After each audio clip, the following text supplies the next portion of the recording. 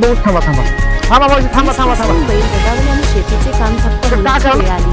आर्थिक अडचणीमुळे देवणी तालुक्यातील बांबळी येथील शेतकरी काशीनाथ गायकवाड यांनी नांगराच्या दुसऱ्या बाजूला पत्नीची मदत घेतल्याचे समोर आले आहे. या कुटुंबाला तातडीने मदत मिळावी अशी मागणी होत आहे. बरोबर हे प्रॉपर्टीच कालं बरोबर. मग आता एक बैल नाही का आता तुम्ही दोघं जण मग आता तुम्ही दोघं जण बनला हो बरोबर. तुमचं पूर्ण नाव काय गाव तालुका देवणी बरोबर.